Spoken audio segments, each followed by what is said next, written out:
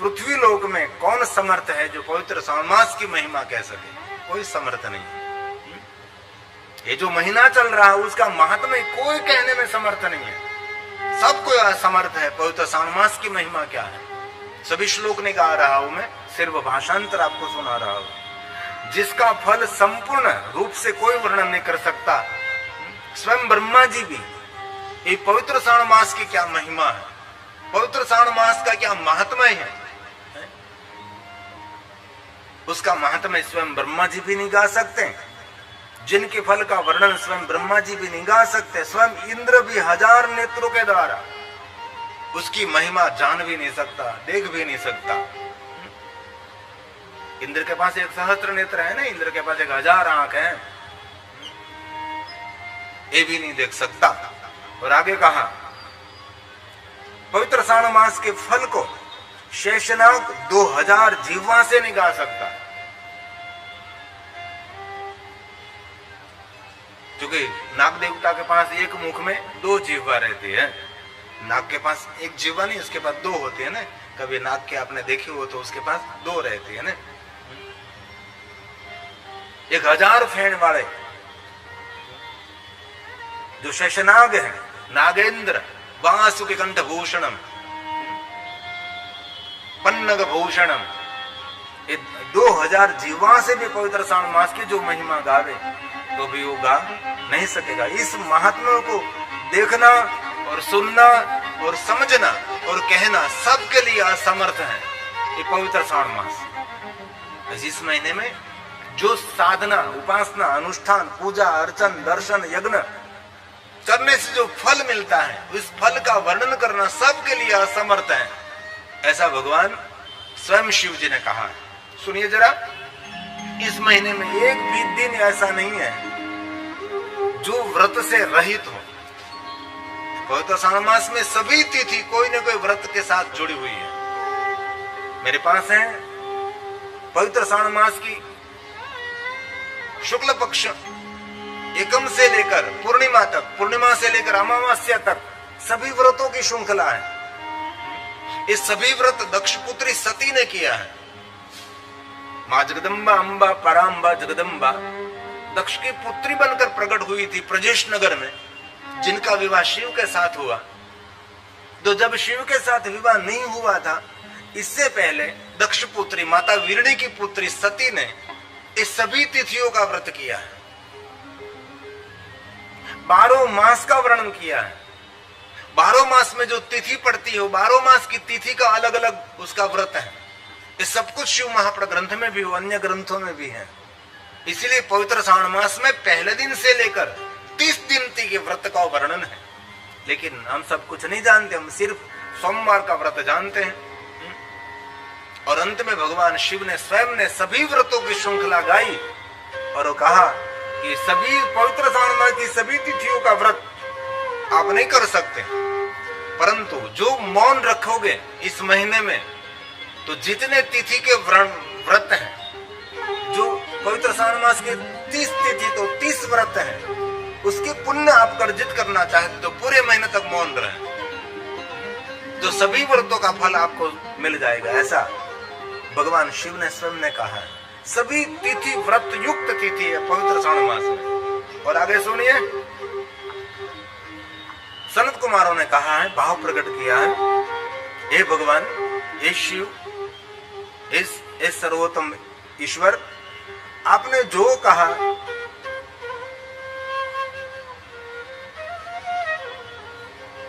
इस मास के बारे में एवं तिथियां व्रत रहित न हो, आप उनके बारे में कहने का प्रयास करें। मैंने ये नहीं लिखा है क्योंकि विषय बड़ा लंबा हो जाता है ना, इसीलिए उसका संक्षिप्तीकरण करना बहुत आवश्यक है। सनत कुमार ने कहा कि जितने तिथि है उसका व्रत का वर्णन करिए। इस सभी तिथियों का व्रत कैसे कर सके हम? अब हम सब पर कृपा करके बताओ कि पवित्र श्रावण मास के पहले दिन क्या करना चाहिए, पवित्र श्रावण मास के दूसरे दिन क्या करना चाहिए, तीसरे दिन क्या करना चाहिए, पूर्णिमा के दिन क्या करना चाहिए। एक चांद्रण व्रत की भी महिमा नहीं, इस महीने में चांद्रण व्रत करना चाहिए, लेकिन बहुत कठिन है। पहले दिन से लेकर अमावस्या तक 30 दिनों का व्रत रहता है। चांद्रायण व्रत लगभग कोई नहीं कर सकता, बहुत कम लोग कर सकते हैं। थोड़ा सा उसका मैं बताऊं आपको।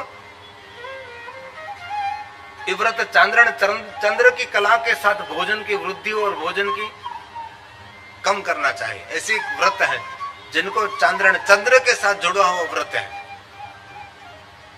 पूर्णिमा के दिन प्रारंभ कर सकते हैं और पहली तिथि के दिन भी प्रारंभ कर सकते हैं, 15 दिन की भी कर सकते हैं और 30 दिनों का व्रत श्रेष्ठ है। इसमें ऐसा करना चाहिए कि जो पहले दिन आप प्रारंभ करते हैं पहली तिथि के दिन, तो 24 घंटे में कोई भी फल आहार नहीं, कुछ भी दूध भी नहीं, तो 24 घंटे में एक ग्रास मतलब एक टुकड़ा भोजन, एक कौड़िया, एक बार जितना भोजन कर दे इतना 24 घंटे में। दूसरे दिन 2, तीसरे दिन 3 और पूर्णिमा के दिन 15 और फिर नीचे उतरना है 15 से लेकर 14, 13 करते करते अमावस्या के दिन फिर पासा 15 में आ जाए, 15 में आ जाएंगे। लेकिन भोजन किस वस्तु का करना है ये भी सुनना चाहिए।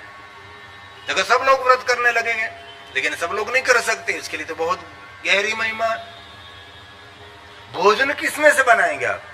तो कहा गाय माता को पहले जौ खिलाना चाहिए। गाय माता जौ खाएगी तो ये जौ गोबर के द्वारा साबुत निकलेगा, गोबर के अंदर पूरा पूरा निकलेगा। ये गोबर के अंदर से आपको लेना है, गाय के गोबर में से सभी चावल को लेना है, जौ को लेना है और लेकर अच्छे से उसको पानी से धो डालना है, एकदम साफ करना है एकदम। और कभी भी ऐसा नहीं कि इस मानसून में बारिश के समय में, पहले भी कर सकते हैं। और ये जौ ये चावल रखकर अच्छे पानी से उसको धोकर एकदम साफ करके सूर्य के प्रकाश में उसको तपाना है।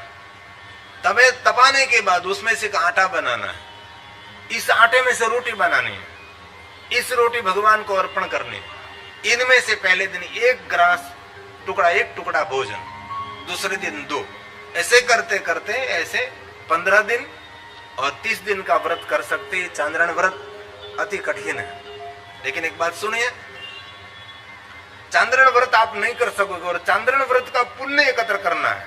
ध्यान से सुनिए, थोड़ी गंभीरता से सुनिए। चांद्रायण व्रत आप नहीं कर सकते, ऐसा व्रत मैंने भी नहीं किया और मैं भी नहीं कर सकता है। और हमने क्या शरणागति स्वीकार लिखा, हम नहीं कर सकेंगे। लेकिन ये वर्णन है कि ऐसा व्रत बहुत ऋषि करते हैं, बहुत संत लोग, बहुत सारे शिव भक्तों ने ऐसे व्रत किए हैं चांद्रायण व्रत। लेकिन सुनिए जरा ध्यान से, गंभीरता से सुनिए। आप चांद्रायण व्रत नहीं कर सकेंगे ऐसे, तो चांद्रायण व्रत का पुण्य आपको प्राप्त करना है, पुण्य एकत्र करना है। तो क्या करेंगे? कभी को ज्योतिर्लिंगों में जाने का अवसर मिले, जो ज्योतिर्लिंगों अर्पण किया हुआ नैवेद्य, ज्योतिर्लिंग को अर्पण किया हुआ प्रसाद, ये महादेव को अर्पण किया हुआ, ज्योतिर्लिंग को अर्पण किया हुआ प्रसाद जो आपने कभी खा लिया तो चांद्रायण व्रत का पुण्य देने वाला है। क्योंकि ऋषि मुनियों ने सब कुछ बातें बताई। कभी कोई ज्योतिर्लिंग में आप गए और महादेव को बाजार में दुकान में मिलता है वो प्रसाद नहीं, ये गलत, ये झूठी बात है। बाजार में तो चारों तरफ स्टॉल लगे हैं ना, यहाँ प्रसाद मिलेगा, यहाँ प्रसाद मिलेगा, यहाँ प्रसाद मिलेगा, और प्रसाद बेचने वाला कौन है वो भी आपको पता नहीं। मैं बहुत कुछ नहीं कहना चाहता। काशी में कभी जान तो बिली पत्र बेचने वाले कौन है वो आपको पता होना चाहिए। बिली पत्र कहां से खरीदे, पूजा की सामग्री कहां से खरीदे, ये भी आपको अक्कल होनी चाहिए। अक्कल ये हमारे में नहीं है। ये दुकानदार कौन है, कौन बेच रहा है बिलीपत्र पूजा की सामग्री? हम कावड़िया लेकर घूमते लेकिन कावड़िया बनाने वाले कौन है? हम पतंग चगाते आकाश में लेकिन पतंग बनाने वाले कौन है?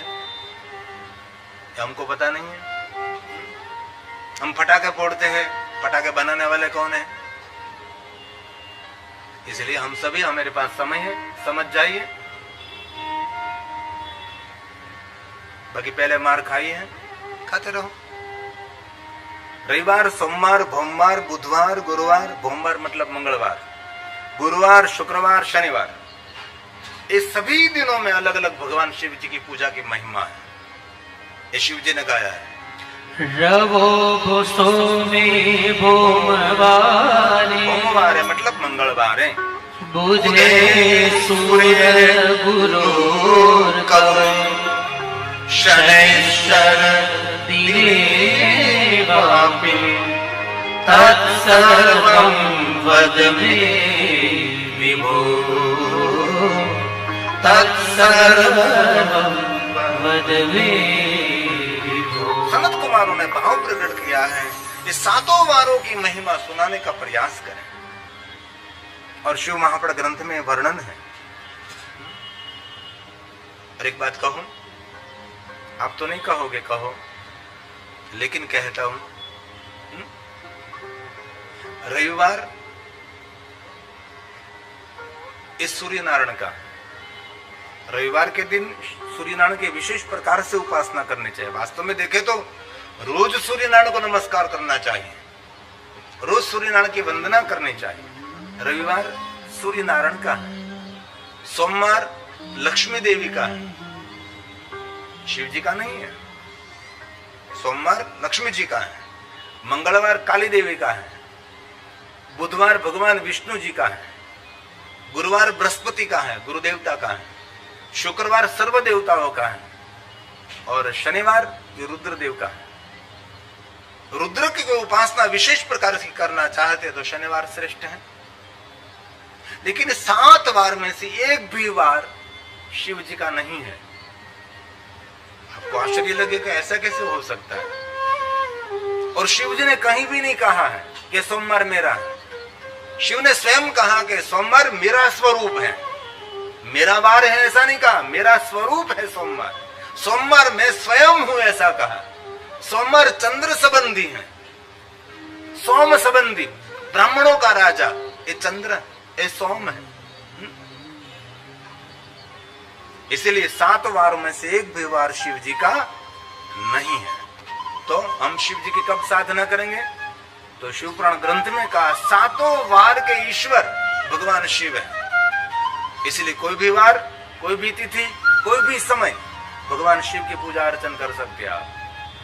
और दूसरी बात कहता हूं, शिव की पूजा के लिए कोई मुहूर्त की आवश्यकता नहीं है। कोई भी मुहूर्त में शिव पूजा कर सकते हैं आप।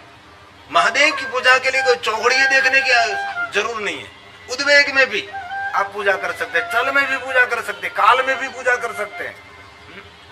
जैसे कोई मृत्यु का मुहूर्त है, अभी तो कोई किसी को देखा आपने, तो कोई पंडित जी पास गए कि मुझे मरना है, कोई अच्छा मुहूर्त निकालो, नहीं। मृत्यु का जैसे कोई मुहूर्त नहीं है, जैसे शिव पूजा के लिए कोई मुहूर्त नहीं। कभी कभी भी कोई भी कभी भी पूजा कर सकता है। और ऐसा नहीं कि सुबह में कर, 24 घंटे पूजा कर सकते हैं आप भगवान शिव की। दुनिया में ऐसा कोई देव आपको नहीं मिलेगा तो 24 घंटे जिनकी पूजा कर सकोगे आप। और कोई शिवालय में आपने पर्दे नहीं देखे होंगे, शिवालय 24 घंटे खुला रहता। अभी तो ये तो लोगों की मानसिकता बिगड़ गई, इसीलिए सभी मंदिरों में द्वार बनाए हैं, बंद करना पड़ता है। और मूल शिवालय में कोई द्वार नहीं, खुला रहता है, चारों दिशा उनकी खुली रहती, चारों तरफ से खुला, कभी कोई द्वार बंद नहीं होता। कोई भी व्यक्ति कोई भी समय पर शिव की पूजा कर सकता है। अन्य देवताओं के लिए तो मंगला दर्शन, मंगला आरती, पर्दे खुलते हैं, जब दर्शन पट खोलते तब दर्शन होता है। 24 कलाक जागरूक रहने वाला जागेश्वर है। 24 घंटे महादेव जी आपका इंतजार करते हैं कि मेरे पास एक बार आओ, मैं आपकी भाग्य रेखा बदल सकता हूं। ईश्वर है महादेव। लेकिन शिव की सरलता का हमने सदुपयोग नहीं किया, शिव के बारे में गहराई से जानने का प्रयास नहीं किया। हम भी 30 साल पहले निकले थे, तब कोई शिव कथा गाने वाला भी नहीं था।